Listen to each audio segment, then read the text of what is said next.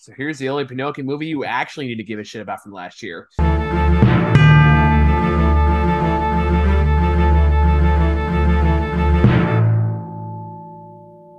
Yep, the three came out. Thank God you're only getting one review. Although I do kind of want to see the Pauly Shore one, No, right? you don't. No, you don't. No, we watched it at school.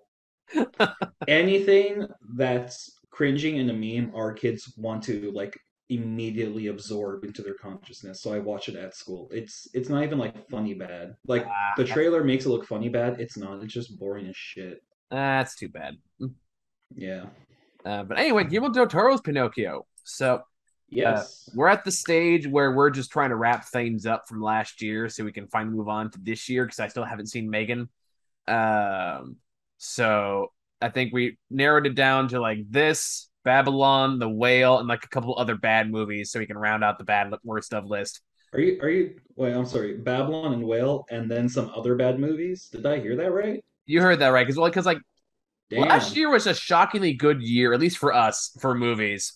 So there's actually not that many Oh bad yeah. movies we actually reviewed. 2022 was a pretty strong year overall So it means like I for mean I need to lots of go things. look up bad movies that came out that I didn't see and watch them just so I have stuff to talk about on the worst list. Funnily enough, one of the best and one of the worst films of last year were both Pinocchio. In a way, yeah, you're not wrong. Yep. So yeah, this is the Guillermo del Toro Pinocchio. This is the claymation one. That definitely takes probably the most experimental approach to this story what is a very well known story at this point. Well, I mean, like that's the weird thing is that Disney's Pinocchio is so ubiquitous in our consensus. Like, as much as I actually really love Disney's Pinocchio, I think that's one of the true like I don't want to say objective, but if you're going through animation history, like that's one of the ones you really look at and you're like, yeah, for 1940, this got a lot of shit right and moved a lot of shit forward.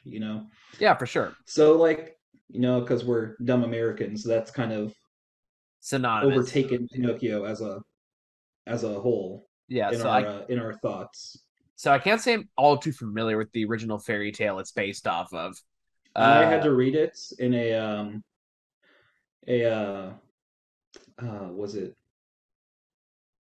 was it Chad or English? Child Human Adolescent Development. Anyway, I took some type of class about literature for children, and we had to read the original Pinocchio, which uh, it's fucking insane. yeah, a lot of them tend to be, I've learned, because I didn't read Pinocchio, but I did read the original Little Mermaid. And Oh just yeah, how oh yeah, much more horrifying the story is compared to the movie. Uh, yeah.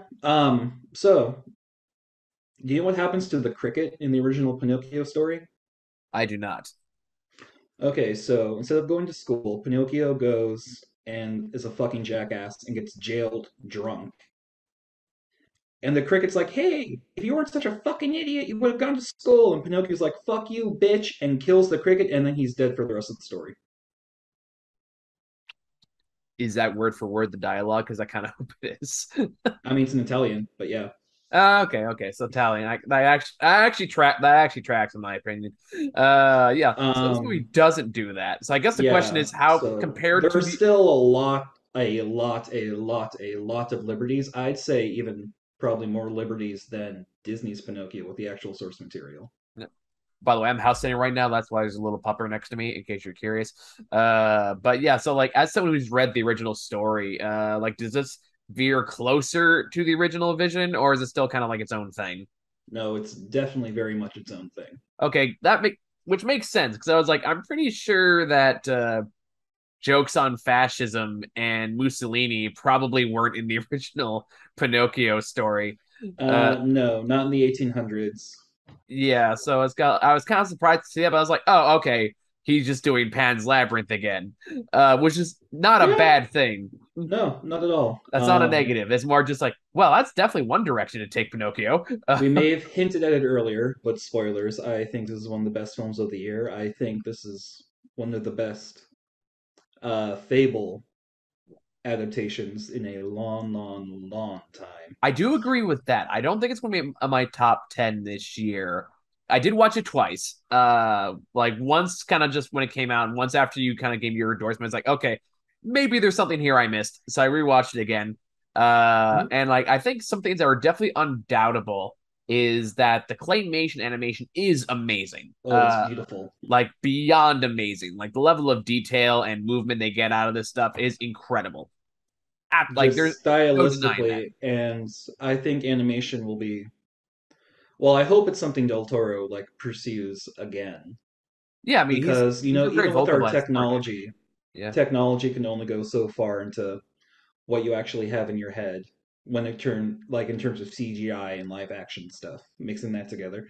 And I know he isn't like super big on CGI. I mean, like he does his supplemental stuff, you know. yeah, like every now and again, like Everybody does. Crimson Even Peaks, I think. yeah, even people famous for shooting on location like Christopher Nolan still pumps it through with CGI.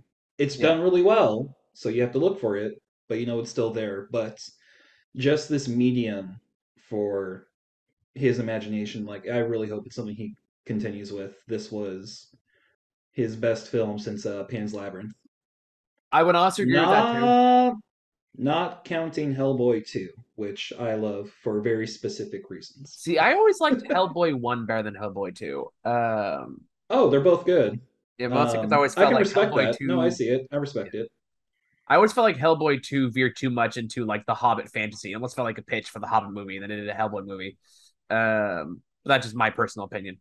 Um, anyway, Pinocchio itself. So, for those who Yes. aren't aware of this film, you haven't seen it, or for some reason you haven't heard about it, this version of Pinocchio is directed by Guillermo Del Torro, who's obviously known for like Pan's Labyrinth or Hellboy, and is a claymation retelling that is about Geppetto, whose son very early labels himself for death. Uh, right down to It's the so song, obvious. like He may as well just have a target on his chest. right down to the song, like the first song in the movie is Geppetto going, my son, you are my My shining shining sun." Like, sun. It's like, okay, he's fucking dead. like it reminds me of lyrics like, "It would be so sad if you died." It may as well have been. uh, Tragically, and then just like that fucking bomb drops on him. And again, Fable, like for Fable, I think that kind of stuff works in its favor Oh, it does. for It being does. Like how straightforward it is. for It's sure. talking about the themes it touches on in a very easily digestible way. It does. Like, no, this is a very good fairy tale.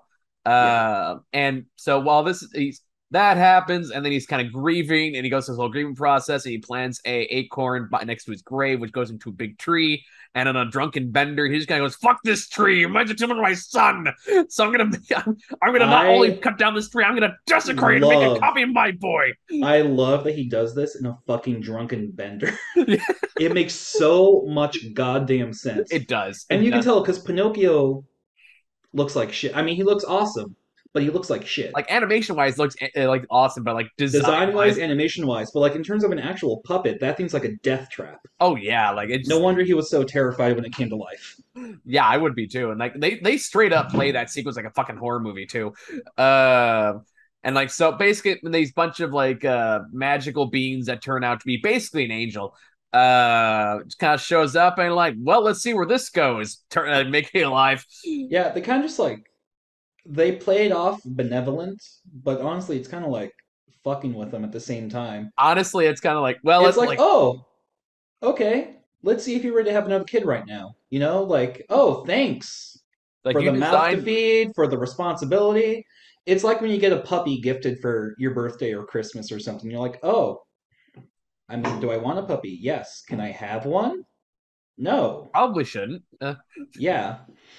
And, that's part of the whole what you actually want via what you actually need. Because the Yeah, entire point that Geppetto is not, it's an unhealthy mechanism or coping mechanism for him. He's not prepared. But yeah. once he actually learns that, they, again, not entirely subtle, but No, it's like, this but it's isn't very my, yeah. shit, what was the kid's name?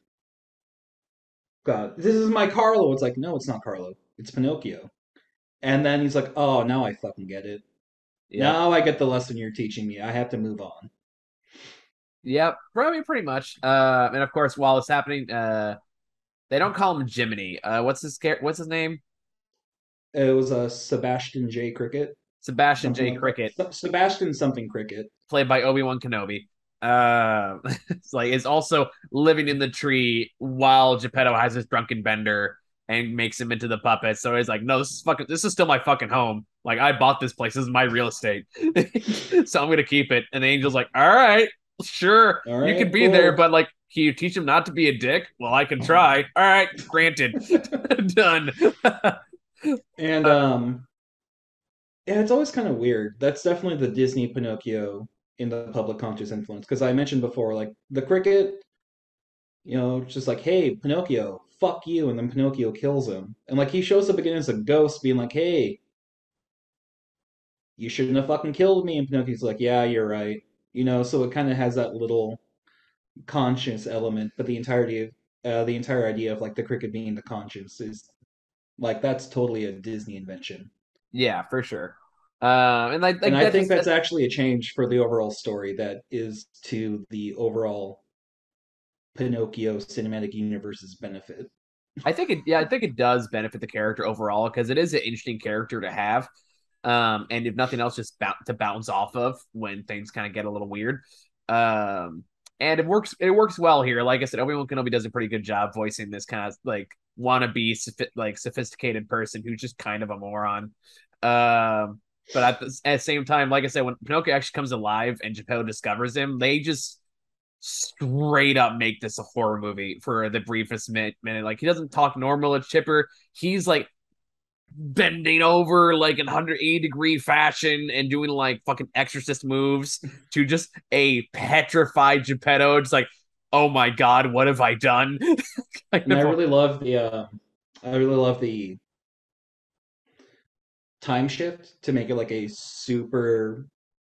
I mean, Mussolini's in power, but it's not like right into World War II yet. No, So it's like like they the haven't like 1930s. suppressed Catholicism or anything. So it's like a little tiny remote super conservative Catholic village.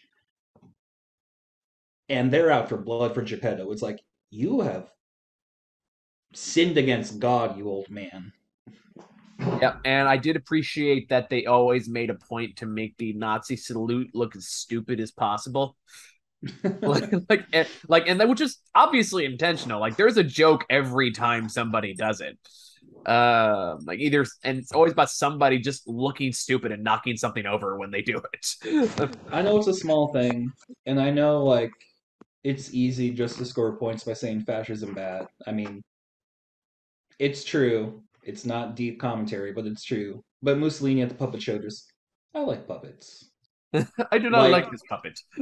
that joke just fucking lands. Well, Oh as my I've god. gotten older, I've learned to appreciate the Mel Brooks approach to showing fascism in movies, which is make him look as stupid as possible, and no one will ever try to claim it.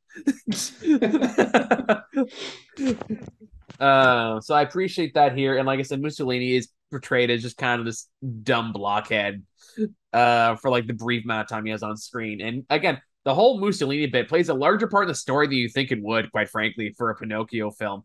But again, in kind of Guillermo del Toro fashion, it makes sense, but also it's like this Yeah. works better than it should. Well, because it tries to play into the realism of a Well, puppet coming to life, who also a new invention. Pinocchio goes to hell yes, then there's multiple another angel times. that just like my fucking sister brought a goddamn puppet to life, and I'm Every stuck with time you. Pinocchio would have done something that would have killed him in real life, he kind of just goes to, well, it's not, I guess it's more purgatory. But it's like, okay, well, I guess you're here, and I guess you're gonna stay here longer each time you die before you come back, which leads up to the eventual becoming a real boy. It's not about becoming like flesh and blood. It's, becoming real, accepting your mortality and that sacrifice you would have to make in your life for somebody else, all that. I'd say spoilers, but we all know how Pinocchio fucking ends, I hope. Well, yeah, but in a way, But yeah, so then the Gestapo was like, "Holy shit, this guy can't fucking die." Clearly, This is the it will perfect child fascism. soldier. Yeah, we must be recruited for fascism. Which Pleasure Island actually was in the original book. I don't think it was called Pleasure Island, but it's the same concept. And I think like the whole is it really Hitler Youth? In a way, I'm not up to my early 1940s fascist Italy history, I but I'm sure can't they say. had some type of equivalency for like the youth training for the military program that replaces Pleasure Island and Lampwick's still there. And now it's his free spirits. Pinocchio being like, "Oh wow, war sucks, dude. Why the fuck you doing this?" That kind of like, oh, actually, it's kind of more they just lucked out because the Allies bombed them. Yeah, they kind of. That's a good look for the Allies. Bomb a fuckload of children. That being said, like there is this father character who's the one that wants to recruit Pinocchio into the fascist army, and he Yeah, has the his own son Gestapo. whose name I forget. Uh, who is he's trying to show like, yeah, look at him, he's the pure blooded. Like they don't dance around it. He's a pure blooded fascist. Look at him, that's my son. And there was a sequence. We're gonna spoil territory, but again, it's Pinocchio. You've seen a million, like you've seen the same story a bunch of times. This is more just like variation of it. Yeah. Um, where they do have to like simulate a war scenario that's basically just a complex version of capture the flag. Uh, but this Pinocchio and this kid kind of just form a bond, and then they kind of say, "Well, we'll win together," and they do, and it's a big moment. And the dad just goes and like, "Oh, you did, huh? All right, shoot the puppet." Just hands him a gun. And of course, like the kid's arc is yes now to his father and like be his own person, that kind of thing. So he says no, but I'm also kind of like, yeah, but he's gonna come back. We did kind of skip around a bit Yeah, because we're jumping around. We're jumping around. yeah. Uh, But the lead up to that's the Pinocchio runs away and joins the traveling puppet show, with Christoph Waltz which as is so weird because I remember in the original story, I forget the original name, but the Stromboli character. mm, I mean, like he's not a good guy, but he's definitely not a villain. yeah, that's Like what he's like a big bleeding heart, and when he sees that this isn't right for Pinocchio, he's like, "Oh, you're too beautiful. You must be free." well, isn't like I know in the And Disney version it's like the fox that eventually sells the kid to Pleasure Island. so the fox and the cat, believe it or not, are in the original story. Okay, I do believe that. Which also, this entire town got freaked out by a walking, talking puppet. There is a walking, talking giant cat and fox. Surely you've seen that before the puppet. Yeah, but they've earned their place. So They pay their they taxes. they put they put that puppeteer character, the coachman, and the fox and cat all into one character, and Il Volpe, which I don't speak Italian, but I know enough French to kind of mince similar sounding words for wolf. Yeah, I'm not even gonna pretend to know even a lick of that. Uh, Wolf? Wait, it's not wolf. Fox. Jesus. So that character is, Count Fox, so the fox. I mean, it's even if you don't know that, it's a pretty obvious stand-in. Yeah. Like so, even if you're like even casually aware of the story, you can kind of like, oh, that's supposed to be that character. But the way like it just picks up the pace by cutting all of that into one thing was I think that's another really, really smart change to the benefit of this particular version. And it's Christoph Waltz, so he's still like Oh hamming yeah, it up to the nth degree. he's eating all that claymation scenery. Oh yeah, he's having a great time doing it. Granted, I'm not sure I needed the entire song about poop. In there Oh, towards it. yeah. Well, I mean, it's important because, he's like, "Oh yes, we're going to perform with my personal friend the dictator." He's like, "Look, there he's in a picture with me." And he's like at the front of the camera like this, and like all the way in the back is Mussolini, but that's about, the fervor No, I of get that the time. intention Yeah, behind yeah, it. yeah. I don't know, I was not a big fan of the songs in this movie. Uh, I don't think they're bad. Sorry, one song's kind of just like, okay, that Chow Papa song. I just think musically it's not interesting. I would describe And that that most of the music, honestly. that was the one that's like, okay, like every song in this movie, for the most part, and as a big musical theater guy, it kind of feels like, okay, we're writing the script, song goes here, writing the script, song goes here, and they just kind of went back and Like it filled in did the kind of feel like a blanks. producer note. It's like, all right, can we make this musical? Because it's Pinocchio, so it should have musics in it. Uh, Yeah, like it definitely comes to a halt for most of the songs. yeah. Um, Because there's the we're and marking the granted, sun like for death. the diegetic ones where he's actually in the performing show, like sure, Sure. because it Yeah. literally comes to a stop because that's literally just stopping to do it. You kind of get a pass with that, even though it just doesn't flow super well. That's like my big issue with the movie. Mm. I don't dislike the music anywhere near as much as you do, I think. I Um, don't say I hate it. I just not a fan of it. they're not earworms. They are not mostly because I don't like that kid's singing voice. Oh Um, yeah, you can tell there's some pretty obvious auto tune. It's like Yeah, so like, and I like the approach of Pinocchio this time around of having me just so incredibly naive that he just kind of does whatever and figures out yeah, morality later. It's like, okay, that makes sense. I can follow yeah, that, and I like yeah, that yeah, approach. And I think it works. I like to just Sebastian going like, "Oh, you shouldn't do that. Why not? Well, it's a bad thing to do. Well, I don't want to do that, so fuck yeah. you." Yeah, So I like think the relationship they had was very strong And I think it works too, just because I go like, okay, if you actually like make the cricket actually work for it to make this kid a good person. because Uh, he's just doing it for himself at first, well, yeah, because he you doesn't know? know any better. He literally Yeah, just was born exactly. yesterday, so like, all right, No, no, no, no. The cricket's doing it for himself because it's like if you're good to him, little cricket, I'll give you a wish. And he's like, so you'll you can write my book for me and publish it? oh yeah, yeah, yeah. Sure. So even his advice isn't like always the It's very best. Yeah. what's the word I'm looking for? Self-involved, I guess. Yeah, exactly. It's Um, not like do what's right, it's do what I want to do. yeah, and like So it's you have the two, and that's why I think the learning for those two makes a lot more sense in this version because they both are just butting heads with each other. Yeah, and it does work. The arcs do carry over.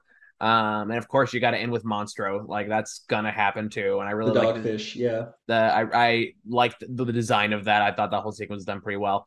yeah. That's Um, actually pretty. I re-looked it up. That's actually pretty close to the original illustrations. I mean, there's some liberties, but oh, of course, yeah. I mean, there's only so much you can do. Once yeah, you get. that dog looks much more like a goat from that angle. Sorry, Are you a little tiny goat?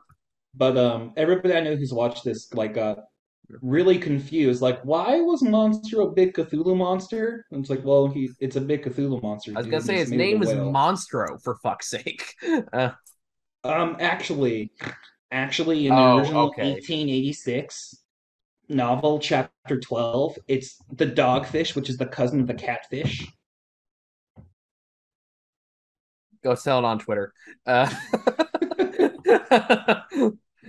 Yeah, But you know. yeah, I don't know, Monster's iconic.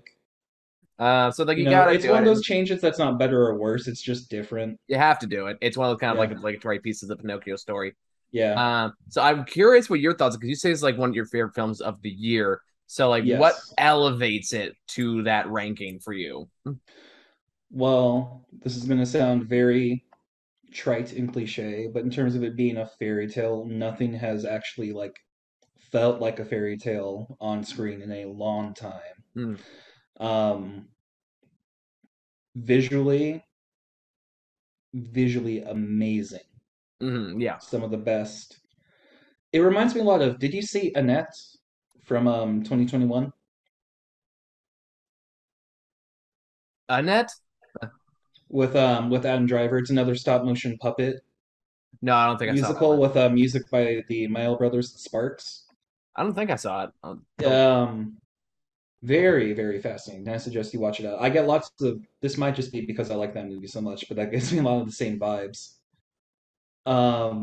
And I think just in terms of this, how it changes everything, where it's not like really modernized, but just to our modern sensibilities.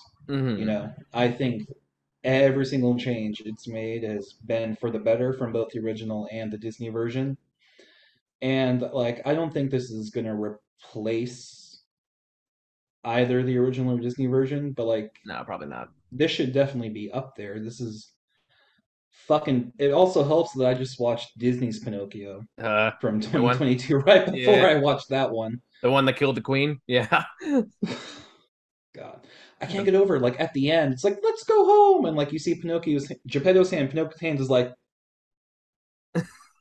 I because never they just stopped. They just stopped caring. like that was a case where like, you know what? I don't do like the Disney straight to like state streaming stuff with very few exceptions. I don't need to watch this. So I'm not going to. Uh Yeah. which some of these I've gotten a lot of movies this year. Although I still gotta watch The Bubble. That's when I gotta go back and watch The uh which one? The Bubble. The guy was like Judd Uh, Apatow's attempt to do like COVID comedy. And oh, yeah, yeah, yeah, yeah. I heard it's awful. And it's like, ah fuck, I probably should go It back and must be. watch I that. mean, Adam McKay kind of he's going the Adam McKay route like he usually does, Like the Adam copying McKay off the route of making stronger ones with ultra the pretentious, in your face that Don't Look documentaries. Up, which was also just Which one? Don't Look Up. Oh God, I that was one I Yeah, couldn't get myself to watch because I was like, yeah. I that just looks pretentious and in your face It's yeah. and insufferable. It's Uh, it's like Silicon Valley liberal tech bros, just like, yep, we're Pat doing yourself on the something. back. Yeah, Like, again, I felt the same way with the John McCain movie, which was like, yeah, I mean, nothing in it's like incorrect, but the way it's presenting it is insufferable. yeah, Uh, yeah.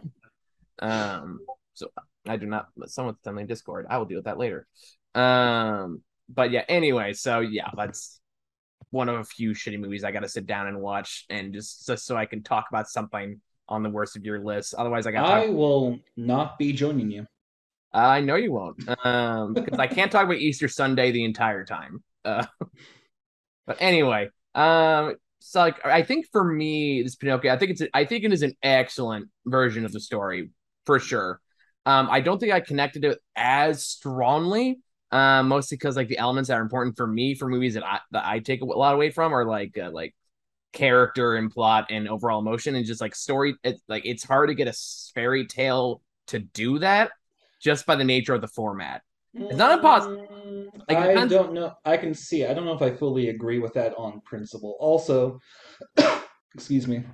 Also, I work Let with me rephrase kids. that slightly, just to, before you I get. work with kids, so I have to watch a lot of kids' movies, and I'd rather show them good ones than watch fucking Trolls Well, I'm not saying kids or movies Scoob can't do again. that. I'm just saying like ones that Yeah. are in the traditional Once Upon a Time fairy tale format. Not saying they can't do it, but for example, just it would just not hit this would not hit me as much as say like 9 Days does, for example, is my point.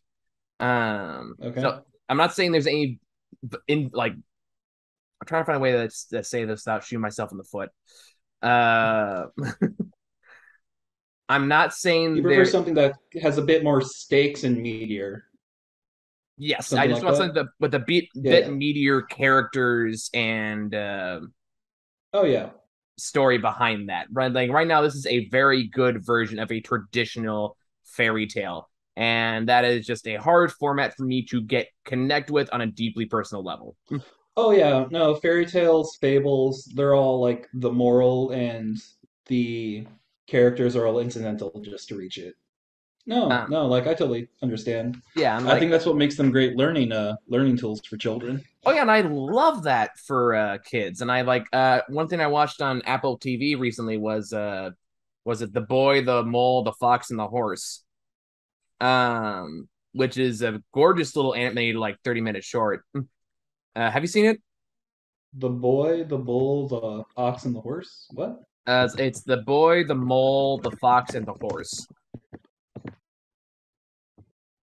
Oh, okay. Now I've seen pictures of this. Yeah, I've heard about this.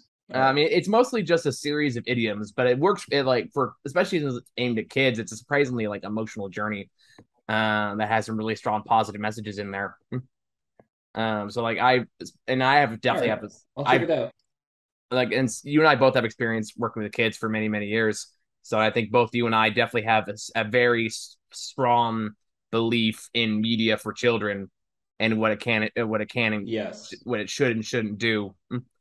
And I think this Yeah, not just capacity, what it can and can't do, but what it should and shouldn't is the most important part. yeah, and I think this one definitely toes the line nicely between like telling a morality tale that kids can enjoy while also challenging them just enough than like your traditional like than your more traditional kids fare. Yeah. So in that capacity, I think it works great. As an adult, it doesn't connect to me as strongly, but I definitely recognize its value for children. Yeah, yeah, fair enough. Yeah. So um I think it's a pretty good way to wrap things up. Is there anything else you wanted to add there? Um, I just can't believe I watched three fucking Pinocchio movies this year. I can't believe it either. Why? There's that one that was from 2019 that was shot in Italy, where the pictures are like it's more of what you would expect Del Toro to do. Like in live action, looks kind of Pan's Labyrinth-esque. Oh, is that the one that had the horrifying puppet in there? Yeah, yeah. I So remember that seeing. was from 2019, and when these other Pinocchio movies got announced, they're like, okay, fucking put subtitles on it right now. So technically, there's four released, even though only three were released this year. Because I remember that came out like just when COVID started, and I was like trying to figure. I was That's when I was still trying to figure out what this show even looked like in the middle of COVID. And I was like, well, this Pinocchio movie's out, and we just never saw it because we couldn't find the fucking thing. Uh, Yeah. so I guess it came out last year. I guess Oh, you're right, last year, but still, four fucking Pinocchio that's movies that's three Pinocchio movies too within much. two I mean, years. clearly you only need this one. Yeah. Um, Well, the live action one's actually not bad, but it's fucking weird. I 100% believe that. It's weird. Um, yeah. Anything else you want to throw in there real quick? No, I think I said my piece. All right, cool. Which I feel kind of bad because I don't feel like I really had much to say, but at the same time, it's like And I feel like we you crossed some don't pretty you good don't you ground. don't need to really say all that much for a product like this because No. like it kind of you kind of know what you're getting into Hmm. from the get-go. Yes, And we if know. you think you're gonna like that, you probably will. If you think you won't, you probably won't. Personally, it resonated with me really well. This is something I'm looking forward to like showing my baby cousins and working into my classroom routine clips of it for some of the older kids who are, obviously behaviorally or social emotionally a little bit younger than their actual age. I think this is like the perfect thing for them. I think it's edgy enough for even your typical kids of that age to really get into. Yeah. Yeah, I mean, I just really loved it. You know, it's a good one to cut out to show to like older kids who are starting to ask like more complicated questions. Take Yeah, out the animated like story scenes from a Monster Calls. Surprisingly effective. a Have monster calls. All right, look at that. you ever seen that one?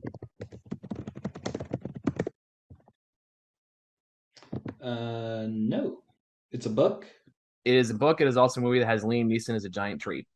Oh, Uh, sick. I love and that I already. the whole movie I would not recommend the whole movie necessarily for kids, but there are a few like specific like other animated sequences that are done in watercolor that I'll like tell these kind of Ooh, morally nice, ambiguous stories. Uh, nice. where there's And like no. they're nice little clips you can just take from it. Yeah, I mean, I did because I had this one kid one time who was just having a lot of struggle emotionally. It's like, all right, I'll do what you want. I want you to watch this, and I knew it clicked with them too because later on I was like, what are you guys doing? And it was like, I just showed him this video clip, and I was like, what was it about? And he goes, it was crazy. So there was. Nice, nice. I'll keep an eye out. Thank you for that. All right, you're welcome. All right, guys. So, me and Muha are gonna talk about the Whale and Babylon hopefully later this week to wrap things up for like the in theater stuff. And then from there, I'm gonna see what I can catch up on before we do the top 10, and finally start watching whatever the hell comes out in the January pile. So, which is always a fun Oh, time. the most famous month for quality film. Honestly, I'm kind of hoping for bad movies this year, just so I have something to get mad about. Because we went from like the one of the worst years we had for movies the year prior with Dear Evan Hansen and Sia's Music and Licorice Pizza to like one of the best years we've ever had. And now I'm like, well, fuck. Now I don't know what to talk about on this side of things. Yeah, you need angry reviews. Let's get you clicks. Yeah. So I gotta get on that shit. Although weirdly enough, one of the most popular reviews I have this year is Puss in Boots. Uh, oh, sorry.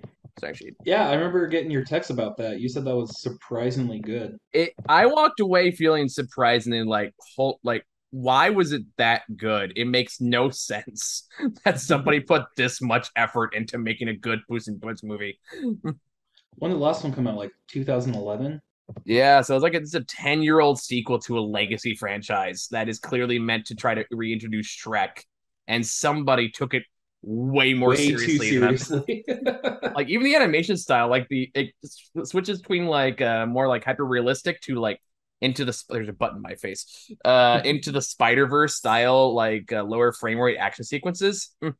Huh.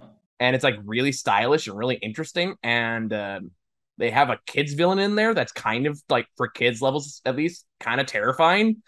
Good. Kids need more shit to get scared at. Yeah, and John Mulaney just plays a fucking sociopath. Uh, Okay, but what's his character? I knew that joke was coming. Oh no. Jack Horner, if you need to know.